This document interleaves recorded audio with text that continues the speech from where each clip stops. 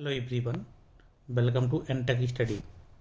इस लेक्चर में हम फिजिक्स के चैप्टर फोर्थ का डिस्कशन करेंगे, जो कि प्रोजेक्टाइल मोशन यानी कि प्रक्षेप गति है। ठीक है, तो इस लेक्चर में हम प्रक्षेप गति के टॉपिक को देखेंगे, क्या क्या टॉपिक हम इसमें कवर करेंगे और सारे पॉइंट्स को देखेंगे जो हमारे एग्ज़ाम के लिए इम्पोर्टेंट होते हैं। ये छोटा सा लेक्चर होगा, लेकिन इससे बाहर कोई भी क्वेश्चन नहीं जाएगा अगर आपके एग्ज़ाम में आ रहा है तो। ठीक है, तो ये जो प्रक्षेप गति है ये यूजफुल है ग्रुप डी के लिए, NTPC, DRDO, NTA DU, TET, CTET या अन्य कोई एग्ज़ाम जिसमें भी साइंस का पोर्शन पूछा जाता है, उस सभी एग्ज़ाम के लिए बहुत ही इंपॉर्टेंट होने वाला है। तो सबसे पहले हम देख लेते हैं टॉपिक क्या क्या हम इसमें स्टडी करने वाले हैं। टॉपिक्स में देख लेते हैं। सबसे पहले हम डेफिनेशन ऑफ प्रोजेक्टाइल मोशन देखेंगे, प्रक्षेप गति की परिभाषा, रेंज यानी कि प्रास, क्षैतिज प्रास, फ्लाइट टाइम यानी कि उड्डयन काल, टोटल समय क्या रहेगा उड़ने में उसे, मैक्सिमम हाइट यानी कि अधिकतम ऊंचाई देखेंगे, और प्रोजेक्शन एंगल, हमारा एंगल क्या कोण होता, प्रक्षेपण कोण क्या होता उसके बारे में, और सारे फार्मूलों को देखेंगे। और इसमें अगर कोई इससे संबंधित कोई न्यूमेरिकल आता है तो उसके कंसेप्ट को हम लास्ट में डिस्कस करेंगे। ठीक है, तो चलिए सबसे पहले स्टार्ट करते हैं हम इसके डिफिनीसन के साथ। सबसे पहले देखिए, प्रक्षेप गति का जो डिफिनीसन है वो देख लेते हैं। जब कोई पिंड एक समय में दो दूरी यानी कि एक क्षैतिज और दूसरा ऊर्ध्वाधर, यानी कि हमारा जो गति होती है, एक क्षैतिज गति होती है, एक ऊर्ध्वाधर गति होती है, वो सब हम स्टडी कर चुके हैं पिछले वाले लेक्चर में।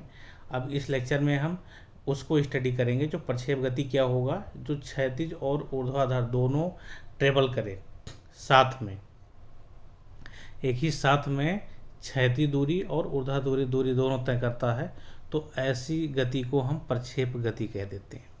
ठीक है, इसके पहले हम सिंपली क्षैतिज गति का डिस्कशन कर चुके हैं, ऊर्ध्वाधर गति का भी डिस्कशन कर चुके हैं। उस पर हम न्यूमेरिकल कौन कौन से फार्मूले बनेंगे न्यूमेरिकल में, वो सभी स्टडी कर चुके हैं। अब इस चैप्टर में हम क्षैतिज और ऊर्ध्वाधर दोनों गति ट्रेवल करेगा, उसे हम कहेंगे प्रक्षेप गति, और उसका डिस्कशन करेंगे। ठीक है, तो देखिए उदाहरण एग्जाम्पल क्या है। एग्जाम्पल आपके सामने, भाला फेंकने पर भाला की गति। अगर आप भाला फेंकते हैं तो जो भाला की गति होती है वो एक प्रकार की प्रक्षेप गति होती है। तो इसमें कुछ पॉइंट्स हैं, उसको हम अच्छे से देख लेते हैं, जो कि हमारे फार्मूले में यूज है उनका। तो एक बार हम अच्छे से फिगर को समझ लेते हैं। सबसे पहले देखिए, जो हमारा रेंज है एक, ठीक है, रेंज क्या कहलाएगा, जैसे हमारी कोई वस्तु है जो ओ पॉइंट से हम इसको फेंके हैं और वो यहाँ पे बी पॉइंट पर जाके पहुँच गया है, तो ओ से लेकर के बी पॉइंट के बीच की क्षैतिज दूरी को हम कहेंगे रेंज, यानी कि हॉरिजेंटल रेंज, जिसे हम कहेंगे क्षैतिज प्रास। ठीक है, और हमारा जो इसके बाद जो हम पिंड हमारा मूव होगा ओ ए बी से होके जाएगा, तो हमारा जो एक्स एक्सिस से ए तक की हाइट रहेगी, यही हमारी वस्तु की मैक्सिमम हाइट रहेगी। ठीक है, और जो वस्तु है उसको ओ पॉइंट से बी पॉइंट तक पूरा ट्रेवल करने में उसे टोटल टाइम लगेगा कैपिटल टी। ठीक है, जिसे हम उड्डयन काल या फ्लाइट टाइम कहेंगे। ठीक है, और हमारा जो ओ से ए तक का है, ओ से ए तक जो हमारा टाइम ट्रेवल करेगा उसे हम स्मॉल टी कहेंगे, यानी कि आधा जो हमारा हाफ पोर्शन है वो कवर करेगा स्मॉल टी में, और सेम जो हमारा ए से बी तक जाएगा तब भी स्मॉल टी से डिनोट करेंगे उसे। तो हमारा कैपिटल टी क्या हो जाएगा, capital T equal to 2t हो जाएगा, यानी कि एक टी समय लगेगा उसको जो है ए पॉइंट तक चढ़ने में, और ए पॉइंट से बी पॉइंट तक उतरने में स्मॉल टी समय लगेगा, यानी कैपिटल टी को हम कंसीडर करें तो वो 2t के बराबर होगा। ठीक है, अब देखिए, अब हम वो पॉइंट से किसी वस्तु को फेंकते हैं और थीटा एंगल से, थीटा एंगल जो हमारा है इसे हम प्रोजेक्शन एंगल या फिर प्रक्षेपण कोण कहते हैं। ठीक है, तो यहाँ पे हमारा एक वाई एक्सिस है, ठीक है, और एक एक्स एक्सिस है, यानी कि हमारी जो वस्तु फेंकेंगे थीटा एंगल पे, तो हमें यहाँ पे दो कंपोनेंट प्राप्त होंगे, एक वाई एक्सिस के डायरेक्शन में और दूसरा एक्स एक्सिस के डायरेक्शन में, तो हमें दो कंपोनेंट प्राप्त होंगे। ठीक है, तो थीटा को जो हम करेंगे, तो आपको हम पिछले लेक्चर्स में मैं बता चुका हूँ कि थीटा एंगल से कोई वस्तु गतिमान है तो उसको हम दो कंपोनेंट में डिवाइड करते हैं। एक वर्टिकल कंपोनेंट कहलाता है ऊर्ध्वाधर घटक, और एक हॉरिजॉन्टल कंपोनेंट यानी कि क्षैतिज घटक। तो यहाँ पे हम बताते हैं कि जिसके साथ एंगल लगा होता है उसको हम कास थीटा में डिनोट करते हैं। तो ये हमारा हो जाएगा यू कास थीटा, ठीक है। यानी कि जो हमारा हॉरिजॉन्टल कंपोनेंट हो जाएगा यू कास थीटा, और वर्टिकल जो हो जाएगा यू साइन थीटा, जो कि आपको फिगर में भी लिखा दिख रहा होगा। तो इस तरह से हमारे पास दो कंपोनेंट हमें मिल जाते हैं, ठीक है। एक हमारा क्या हो गया यू कास थीटा, और दूसरा होगा यू साइन थीटा। सिंपली इसे हम डिनोट करते हैं यू वाई से, और इसे कहते हैं एक्स एक्सिस पे यू एक्स से।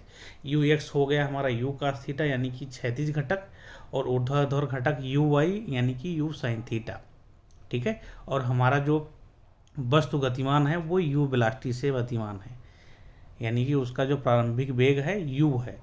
तो हम उसको दो घटक में डिवाइड करते हैं, एक यू साइन थीटा, एक u cos theta. U cos theta क्षैतिज घटक, यू साइन थीटा ऊर्ध्वाधर घटक है। तो अब हम इनके पॉइंट को थोड़ा सा समझ लेते हैं। जैसे जैसे वस्तु हमारा ऊपर की तरफ बढ़ता जाएगा तो एक ऐसा पॉइंट आएगा ए पॉइंट, जहाँ पे हमारा जो ऊर्ध्वाधर घटक है वो जीरो हो जाएगा, यानी कि ऊपर कोई भी वेलोसिटी कार्य नहीं करेगा ऊपर की तरफ वर्टिकल में। इसलिए वस्तु वहाँ से नीचे करना प्रारंभ हो जाएगा, लेकिन हमारा वहाँ पर भी जो हमारा क्षैतिज घटक होगा वो यू कास थीटा ही कार्य करेगा, जो कि उसे मदद करेगा डाउन ले जाने के लिए, ठीक है। इतना कंसेप्ट समझ में आया आपको। अब इसी प्रकार से एक घटक हम यहाँ पे देखते हैं, यहाँ पे यू वाई क्या हो गया है माइनस यू साइन थीटा, लेकिन यू एक्स जो है कांस्टेंट है यू कास थीटा ही है। यानी कि अगर हम इन समरी शॉर्टकट में आपको बताएं तो पूरे पथ के पूरे ट्रेवल में हमारा जो वर्टिकल घटक होगा, वर्टिकल कंपोनेंट होगा, वो चेंज होता रहेगा, लेकिन जो क्षैतिज घटक होगा यानी कि यू कास थीटा वो एवरी पॉइंट पे कांस्टेंट रहेगा यू कास थीटा, उसमें कोई चेंजमेंट नहीं होगा। तो यहाँ से दो पॉइंट आपको और सीखने को मिल जाता है, ठीक है। तो इस प्रकार से एक देख लेते हैं। जैसे हमारा यू एक्स क्या है, कंपोनेंट है वेलोसिटी का अलोंग एक्स एक्सिस, और acceleration along x axis zero है, ध्यान से देखना। यानी कि जो हमारा एक्स एक्सिस पे जो हमारा त्वरण होगा वो जीरो होगा, ये ध्यान रख लेना।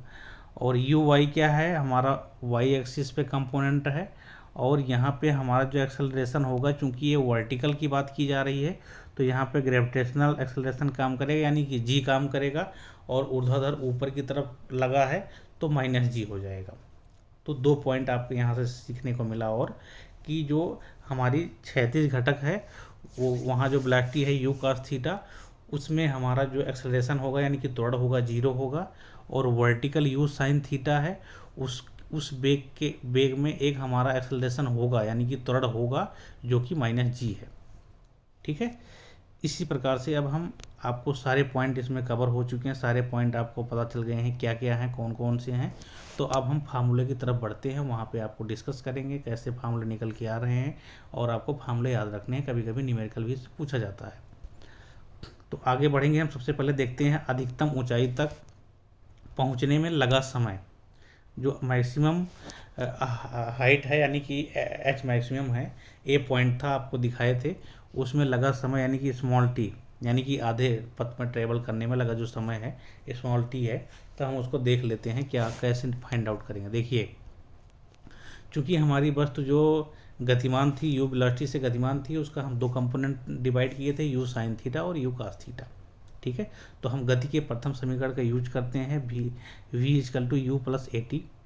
अब देखिए ये गति जो है ऊर्ध्वाधर की तरफ जा रही है यानी कि यहाँ पे g काम करेगा, माइनस जी काम करेगा, ठीक है। तो हमारी जो वी वाई है प्रारंभिक एक वेग है वी वाई, अंतिम वेग है सॉरी, और प्रारंभिक वेग है यू वाई, और माइनस जी टी है, ठीक है। ए के स्थान पे माइनस जी हो जाएगा, चूँकि वर्टिकल फेंका जा रहा है वस्तु को ऊपर की तरफ, तो माइनस जी काम करेगा। अब यहाँ पे मैं बता दूँ आपको वी वाई यानी कि अंतिम वेग क्या हो जाएगा, इसका अंतिम वेग जीरो हो जाएगा। आपको पिछली बार न्यूमेरिकल में समझाया भी गया है कि कोई वस्तु जो ऊपर की तरफ फेंकी जाती है तो उसका अंतिम वेग क्या होता है, जीरो हो जाता है। और प्रारंभिक वेग यू वाई को आप कंपोनेंट में देखे थे यू साइन थीटा था, माइनस जी टी सिंपली कर देंगे। यहाँ से G T equal to U sine theta होगा और T equal to U sine theta upon G आ गया।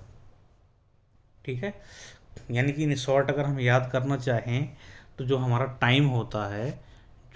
टाइम होता है वो वर्टिकल जो स्पीड होती है उसी पे डिपेंड करता है।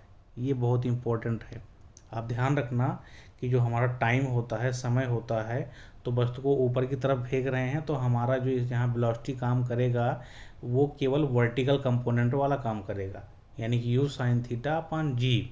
इस फार्मूले से आप निकाल सकते हैं और इसको सिंपली याद रख सकते हैं, u sine theta upon g. U sine theta क्या है? यू साइन थीटा हमारा वर्टिकल कंपोनेंट है जिसको हम यू वाई से भी डिनोट करते हैं। ठीक है, अब आगे हम बढ़ते हैं। सेम अगर हम दूसरा पॉइंट देखें, टोटल टाइम क्या लगेगा? टोटल टाइम में हम देखते हैं capital T equal to small t plus small t, यानी कि जितना चढ़ने में टाइम लगेगा ए पॉइंट तक उतना उतरने में लगेगा। मैंने आपको पीछे फिगर में समझाया भी था। तो टोटल टाइम टेकन जो है वो क्या हो जाएगा हमारा? 2t हो जाएगा, यानी कि हम टी अभी पीछे निकाल सके हैं, यू साइन थीटा पान जी होता है, तो यहाँ कैपिटल टी इजकल टू क्या हो जाएगा? 2u साइन थीटा पान जी, यानी का टी का 2 गुना। ठीक है, तो ये आपको समझ में आ गया होगा अच्छी तरीके से। अब इसी प्रकार से हम तीसरे फार्मूले की तरफ चलते हैं, क्षैतिज प्रास। क्षैतिज प्रास को हम डिनोट करते हैं कैपिटल आर से। ठीक है, यानी कि रेंज मीन्स प्रास, हॉरिजेंटल रेंज। तो इसके लिए हम गति के तीसरे समीकरण का यूज करेंगे, एस बराबर you t plus half a t square, चूँकि हमें डिस्टेंस ट्रेवल जो किया है वो फाइंड आउट करना है, तो तीसरे समीकरण में हमें मिल जाता है। तो s is equal to u t plus half a t square. यहाँ पे मैंने आपको ऊपर एक फिगर में एक पॉइंट बताया था कि जो हमारा एक्स एक्सिस के अलॉन्ग जो कंपोनेंट होगा वहाँ पे हमारा जो एक्सेलरेशन उत्पन्न होगा वो 0 होगा, कोई त्वरण नहीं होगा वहाँ पे, मैंने आपको ऊपर बताया था। तो यहाँ पे आप देखेंगे एस बराबर you t plus half a t square में अगर आप ए इजकल टू 0 रखेंगे तो पूरा ख़त्म हो जाएगा, बचेगा क्या? S is equal to u t बचेगा, तो u जो है वो क्या है आपका? हॉरिजेंटल कंपोनेंट एक था, क्या था? u cos थीटा, आपका हॉरिजेंटल जो कंपोनेंट था u cos थीटा था, तो यहाँ इसके स्थान पे u cos थीटा रख देंगे, यानी कि S x is equal to u cos theta into t, time t है। तो यहाँ पे हम t इजकल टू अभी फाइंड आउट किए हैं 2u साइन थीटा पान जी, तो एस एक्स इजकल टू क्या हो गया? u cos theta into 2u sign theta पान जी। तो इसको सिंपली सॉल्व करेंगे तो क्या हो जाएगा? ये दोनों मल्टीप्लाई करके u square 2 sine theta into cos theta पान जी।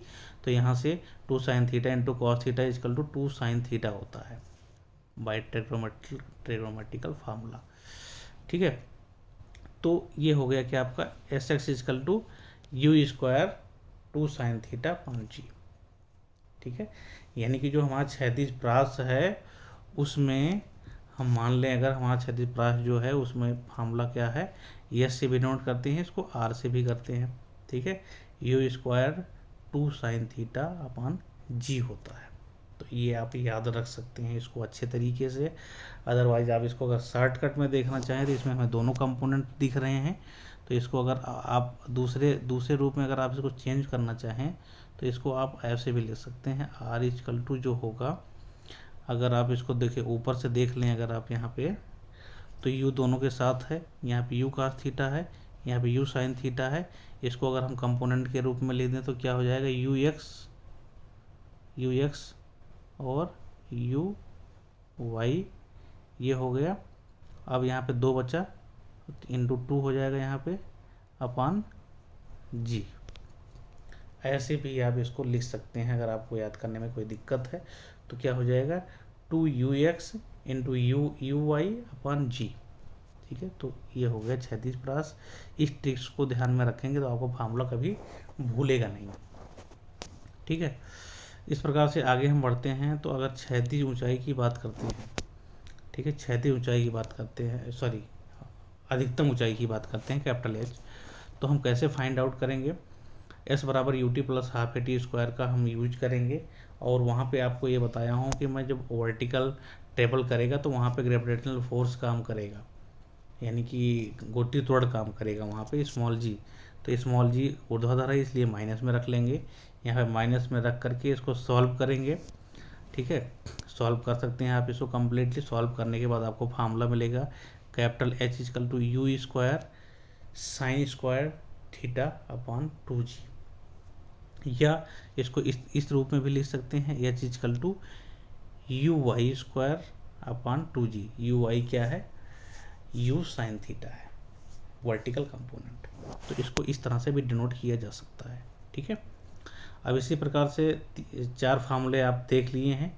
अब कुछ इम्पोर्टेंट पॉइंट देखते हैं जो कभी कभी ऑब्जेक्टिव में पूछा जाता है। थोड़ा सा आपको सारे फार्मूला अगर आप अच्छे से याद किए हैं तो कोई भी क्वेश्चन कैसे भी घुमा के पूछा जाएगा तो आप सारा अटेम्प्ट कर लेंगे, और न्यूमेरिकल भी उसी पर डिपेंड रहता है। अब इम्पोर्टेंट पॉइंट के अंतर्गत देख लेते हैं हम क्या क्या पॉइंट है जो हमारे एग्जाम के लिए इम्पोर्टेंट होता है। जैसे प्रक्षेप का पथ परवलयाकार होता है। ठीक है, जब वस्तु को हम फेंकते हैं तो ये जो साइन है ये एक परवलयाकार है, तो वस्तु जो प्रक्षेप गति होती है वो परवलयाकार होती है। ठीक है, और दूसरा यू cos थीटा पूरे प्रक्षेप गति में कहीं नहीं बदलता है, ऑलरेडी मैंने आपको बता दिया है, फिगर के माध्यम से समझा भी दिया है। यू साइन थीटा जो है वो चेंज होता रहता है, हर एक पॉइंट पे अलग अलग यू साइन थीटा की वैल्यू रहेगा। ठीक है, तो प्रक्षेप गति में अधिकतम समय और उड़ान समय के वर्ग का अनुपात 49.10 होता है। आप फार्मूला ध्यान से देखेंगे, अधिकतम जो समय होता है कैपिटल टी की बात कर रहे हैं, और उड़ान समय जो होता है, ठीक है, दोनों का अनुपात अगर आप करेंगे तो 49:10 आएगा। ठीक है, वो फार्मूले से आप इसको करके देख भी सकते हैं, सिंपली याद भी रख सकते हैं। और 36 से 45 अंश पर फेंकी गई वस्तु के लिए एच मैक्सिमम यानी कि अधिकतम ऊंचाई और आर का अनुपात यानी कि 36 प्रास अधिकतम ऊंचाई और 36 प्रास का अनुपात जो है 1:4 होता है। सिंपली आप याद भी रख सकते हैं क्वेश्चन डायरेक्ट मार्क करने के लिए, और आप इसको न्यूमेरिकल इनका जो फार्मूला है 45 डिग्री थीटा की वैल्यू 45 डिग्री रख करके दोनों का रेशियो निकालेंगे तो 1:4 आपको मिलेगा। तो इसको मैंने पॉइंट में ऐड कर दिया है। अगर आप याद करना चाहें तो ये पॉइंट याद रख सकते हैं ताकि आप एग्जाम में आपको टाइम सेविंग हो। ठीक है, तो यही पॉइंट के साथ ये लेक्चर समाप्त होता है। ठीक है, अब इसके बाद हमारा ये 4th चैप्टर था, 5th चैप्टर में आपसे जल्दी ही मुलाकात होगी। तब तक के लिए अच्छे से पढ़ाई करते रहिए। Bye bye, take care, thanks for watching this video.